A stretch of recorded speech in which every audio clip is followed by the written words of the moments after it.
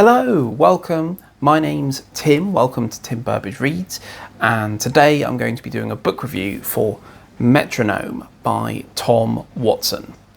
So this is a thriller type book, but a little bit different. I got this as a Christmas present from my sister-in-law Jen, and I just need to talk about it. Let me read the blurb for you.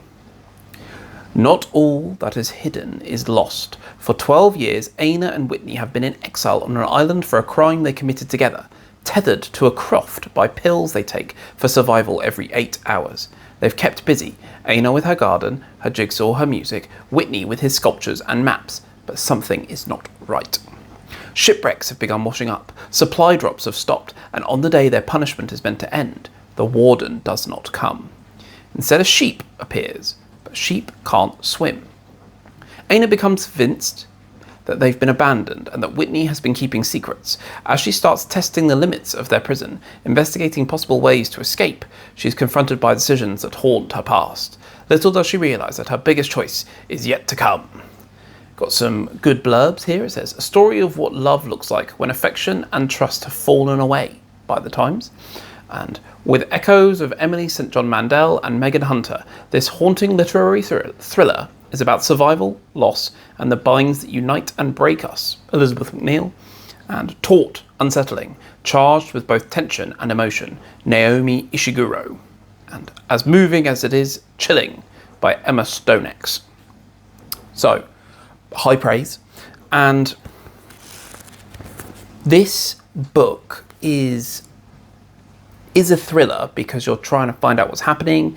People are trapped on this island, Aina and Whitney, and it's told in quite a literary style. We jump around in time, and what I love about this is that this is like a puzzle where pieces are missing and the characters are trying to put them together, and you as a reader are trying to put them together as well. And this handles information so interestingly in how it gives it to the reader and to the characters.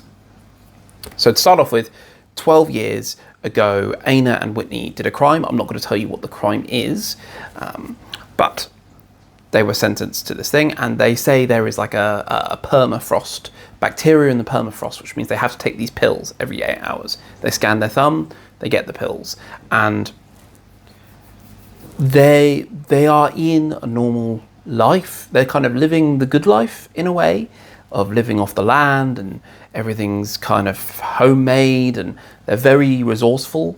A lot of their time is taken up with, to be frank, chores, and they're trying to find time for hobbies and things like that.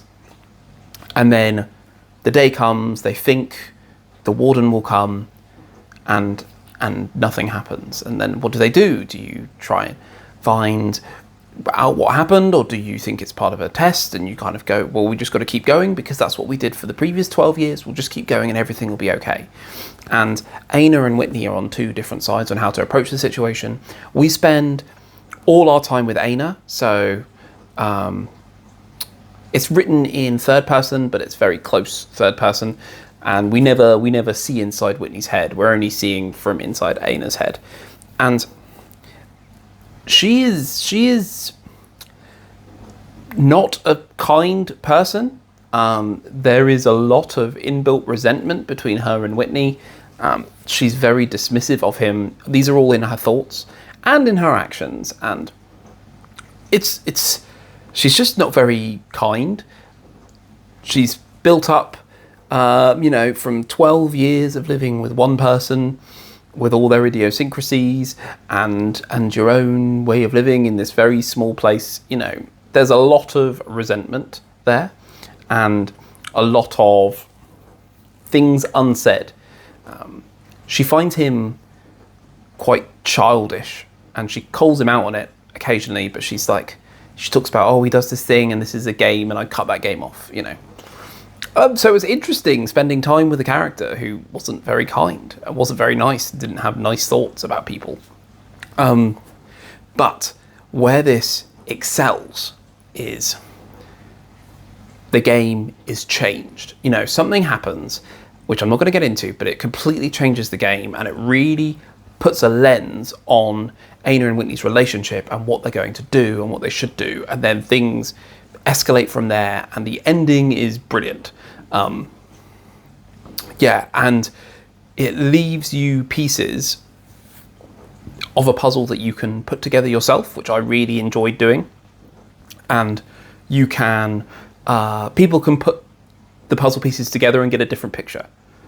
And that's okay. That's a good thing about it. We do have flashbacks into the past, into their crime, which tells, the crime itself tells you a lot about the world that this takes place in. This kind of near future, I would say, or something maybe alternate future, because there is definitely some speculative elements here, especially in the world, and the crime is something that would not be a crime in our world. Let's just say that. And the crime itself could possibly allow the writer to really look at a particular theme. If I told you the theme, you can tell what the crime is, and that's kind of what the book is about. And the author decides not to do that. The author decides it's been 12 years, and both Aina and Whitney have moved on in their own ways, and also kind of haven't moved on. And it's looking at more themes of resentment and trust and close proximity to each other, rather than the theme that would be an easy pull for what the crime is. And the theme is there, but it's not the main pull of the story, which I found interesting. Something else that's great here is the prose itself and the environment. I think that looks quite tropical and nice, but the croft is not nice. Windswept, flooding, storms, rain, so much rain. They have to burn peat. Feels very British in a way, or maybe Scandinavian, that kind of rugged winter landscape. And the environment is a character in itself. It is an antagonistic force that the characters have to deal with. And the prose really lends itself to that. And I found the prose very interesting to read, and much greater than a simple airport thriller. Book that you buy in an airport. This does say literary. It is literary in its style. It's not too long, and it's a page turner, but not a lot happens. That sounds a bit strange, but it's full of short, sharp chapters, but it still has a style to it that I really appreciated reading. So we have a closed mystery that we're trying to figure out. We have great prose. We have interesting, realistic characters, and a plot that does start off slow, but still very interesting. And at the end, it really goes for it. And I was so engaged with this. So it's a 5-star read from me.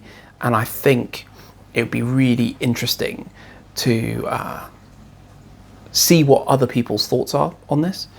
Let me know if you've read this book. Let me know in the comments below, because I really want to get into possibly some spoiler chat. Give this video a like, really appreciate it. Please subscribe. I'm this close to 200 subscribers, which will make me really happy.